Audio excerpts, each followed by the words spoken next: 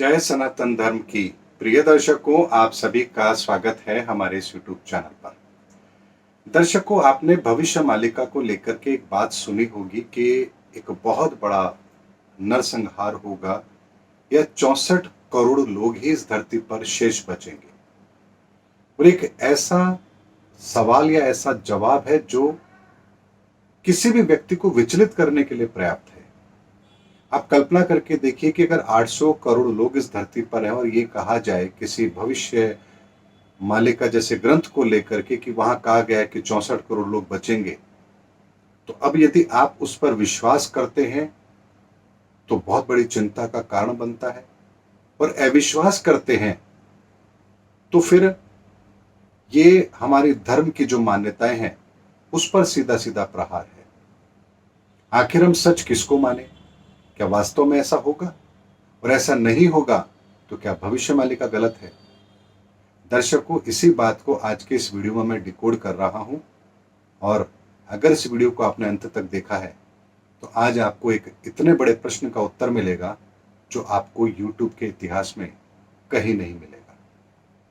दर्शकों, 64 करोड़ लोग शेष बचेंगे, ऐसी बात जो भविष्य मालिका में कही गई है ये बिल्कुल सच है। लेकिन इसका मतलब ये नहीं है कि 64 करोड़ लोग जीवित बचेंगे। इस बात को समझे कि भविष्य मालिका ग्रंथ जो है वो कल के अवतार के ऊपर लिखा गया है। कल के अवतार कौन होंगे, उनकी कार्यशैली क्या होगी, वो किस तरह से काम करेंगे, किस तरह की भविष्य में रूपरेखा बनेगी। तो ऐसे में जो भविष्य की रूपरेखा है या जिसके विषय में भविष्य में जो होगा उसके बारे में कहा गया है, तो उसको समझने के लिए आपको एक अलग पैरामीटर की जरूरत पड़ेगी। यानी कि कल के अवतार काम कैसे करेंगे, किस तरह से दुनिया को बदलेंगे, कौन सी वो विचारधारा जो एस्टैब्लिश होगी, सनातन की बात अचानक क्यों होने लगी, सनातन का मूल स्वरूप क्या है, सनातन के गुण क्या है, ये हमारे जीवन में कैसे एप्लीकेबल होंगे, आने वाला संसार इन गुणों को कैसे धारण करेगा, कल्कि का इसमें क्या रोल रहेगा। ये बहुत सारी बातें हैं जो यहां पर एप्लीकेबल होंगी। तो एक बात समझिए कि आपने एक शब्द सुना होगा, 16 श्रृंगार। महिलाओं के बारे में आपने सुना होगा कि 16 श्रृंगार। ये 16 श्रृंगार जो होते हैं ये किस लिए कहे गए हैं? आपके मन में आएगा कि मैं अभी तो कल्कि की बात कर रहा था, 64 करोड़ लोगों की बात कर रहा था, अब ये 16 श्रृंगार पर कहां गया? यही बात आपको समझनी है कि बात कहां से शुरू होती है और कहां पहुंचती है और किसका क्या मतलब होता है। 16 श्रृंगार जब हम कहते हैं महिलाओं के लिए, इसका मतलब होता है 16 गुणों का विकास, 16 संस्कारों का विकास। यानी एक स्त्री के अंदर वो 16 संस्कार होने चाहिए जो सनातन के अंदर चिन्हित किए हुए हैं।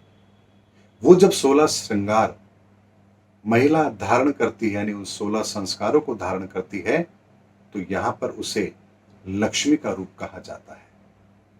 इसी तरह से हम कहते हैं कि ये व्यक्ति तो 16 आने खरा है। अब यहां 16 आने जब हम खरा कहते हैं, यानी कि वो इंसान है जिसके अंदर ये 16 गुण मौजूद हैं। 16 आने का मतलब भी यहां पर व्यक्ति के 16 संस्कारों को रिप्रेजेंट करता है। ऐसे में 16 महिला के गुण यानी उनके संस्कार, 16 पुरुषों के संस्कार, और ये मिलकर के होते हैं 32। ये जो इस धरा पर काम करते हैं, और 32 ही गुण वो जो ईश्वरीय ऊर्जा में काम करते हैं। इस चीज को ऐसे समझिए कि जैसे दो चीज होती है, एक होता है पदार्थ, एक होती है ऊर्जा। इन दोनों के बिना इस धरती पर किसी भी चीज का निर्माण नहीं होता है। और यही कारण होता है कि देवताओं के साथ देवियां भी होती हैं। भगवान शंकर के साथ मां काली है, भगवान विष्णु के साथ भी है, ब्रह्मा जी के साथ भी है। इसीलिए देवी और देवता हम दोनों शब्दों का प्रयोग करते हैं। यानी कि ऋणात्मक और धनात्मक दो तरह की एनर्जी जब तक नहीं मिलती, फ्यूजन क्रिएट नहीं होता, एक ऊर्जा का निर्माण नहीं होता है। ठीक इसी तरह से 32 गुण इस संसार के अंदर हम मनुष्यों के, और 32 ही गुण उन दैवीय शक्तियों के, इन 64 का कॉम्बिनेशन जब बनेगा, क्योंकि धर्मयुग की स्थापना का समय है, तो ईश्वरीय गुणों का इस धरती पर आना यह अवश्यंभावी है। और हम मनुष्यों के भीतर भी वो 32 गुण जो होते हैं उनका भी प्रकट होना आवश्यक है। इसीलिए 32 ईश्वरीय गुण और 32 इन मनुष्यों के गुण को मिलाकर के 64 गुणों से युक्त ये संसार, और चूंकि करोड़ों लोग इसके अंदर सम्मिलित होंगे, इसीलिए कहा गया कि 64 करोड़ लोग शेष बचेंगे।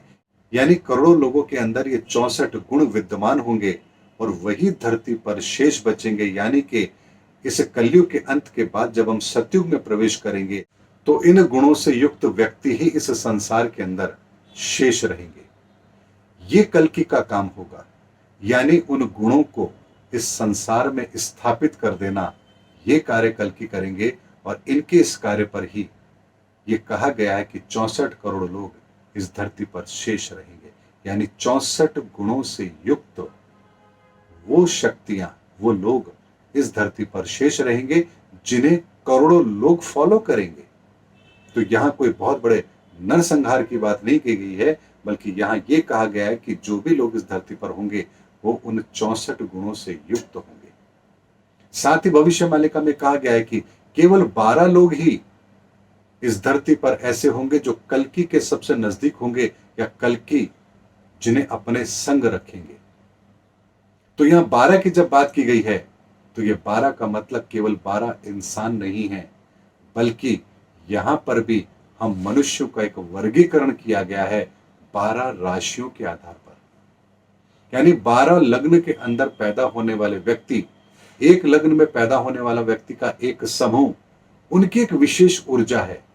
उनके भीतर ये 64 गुण कैसे काम करेंगे और दूसरे लग्न के व्यक्ति के बीच में कैसे काम करेंगे, इनका वर्गीकरण भी यहां पर कल्कि करेंगे। और 12 राशियों के अंदर निहित जो हमारे गुण हैं, ये गुण हमारे भीतर कैसे काम करेंगे, कौन शारीरिक क्षमता से काम करेगा, कौन बौद्धिक क्षमता से काम करेगा, कौन आध्यात्मिक क्षमता से काम करेगा, कौन परमार्थ से काम करेगा, कौन न्यायप्रियता के साथ काम करेगा, यानी हर गुण उसका भी एक मूल स्वरूप यहां पर होगा। और ये वर्गीकरण भी 12 का होगा, क्योंकि इस संसार के अंदर जितने भी व्यक्ति हैं, 800 करोड़ लोग या 900 करोड़ लोग, जितने भी आप कहें, या भविष्य में जितने भी होंगे, वो किसी न किसी लग्न में ही पैदा होते हैं। और इसीलिए इस संसार के अंदर केवल और केवल 12 लग्न के व्यक्ति ही हैं, और हर लग्न का व्यक्ति का एक समूह है, उसके अंदर भी 12 सेगमेंट हैं। और इसी तरह से ये चीजें काम करेंगी। दर्शकों, एक ऐसा गूढ़ रहस्य है जिनको डिकोड करना अत्यंत आवश्यक होता है, अन्यथा हम अर्थ का अनर्थ जरूर निकाल लेंगे।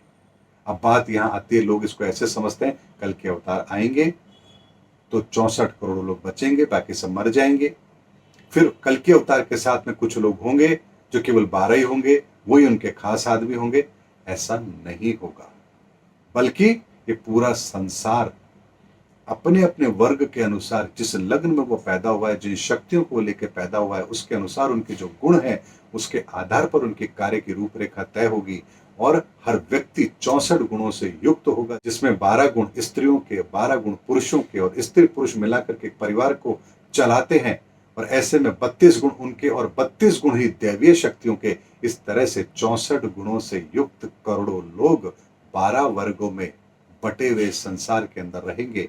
और यही कल्कि की लीला का सबसे बड़ा रहस्य होगा, जो मैंने आप लोगों के सामने रखा है। इसीलिए भविष्य मालिका को पढ़ते तो हैं, उसको डिकोड भी करते हैं, लेकिन उस डिकोड को करने के लिए जो मेथड चाहिए, वो मेथड यदि आपके पास नहीं है, तो फिर हम शब्दों की व्याख्या करेंगे, कभी किसी को परमात्मा बनाएंगे, कभी किसी को दुष्ट बनाएंगे, कभी किसी को फॉलो करेंगे, कभी किसी को अनफॉलो करेंगे, और यही क्रम चलता रहेगा, क्योंकि हमारे पास कोई पैरामीटर है ही नहीं। इसलिए दर्शकों, आज के वीडियो में मैंने आपको भविष्य मालिका के उस कथन को डिकोड करके आपके सामने रखा है कि कैसे 64 करोड़ लोगों की बात जो वहां लिखी गई है, वो गुणों के आधार पर उसका वर्गीकरण किया गया है। और 12 जो लोग उनके खास होंगे, वो लोग होंगे जो लग्न के आधार पर अपनी अपनी शक्तियों को पहचान कर उसके अनुसार अपने जीवन की कार्य रूपरेखा को तय करेंगे। इसलिए दर्शकों, आने वाले समय में इसके भी डिटेल के अंदर बहुत सारी बातें हैं जो मैं आप लोगों के सामने रखूंगा। इतनी बातें हैं कि अगर रोज एक वीडियो भी डालूं तो भी 10 वर्ष का समय कम पड़ेगा। तो आप सोचिए कि कितनी गहनता के साथ सनातन की वो बातें मैं आप लोगों के सामने रख रहा हूं। बहुत से लोगों को समझ नहीं आती है, ना आए, आप केवल शुद्ध हृदय से वीडियो देखते रहिए। अपने आप ये विचारों का अंकुर आपके हृदय में अंकुरित जरूर होगा और आपको हर बात ईश्वरी कृपा से समझ में जरूर आएगी। मिलेंगे अगले वीडियो के अंदर, तब तक के लिए जय हिंद, जय भारत, जय सनातन।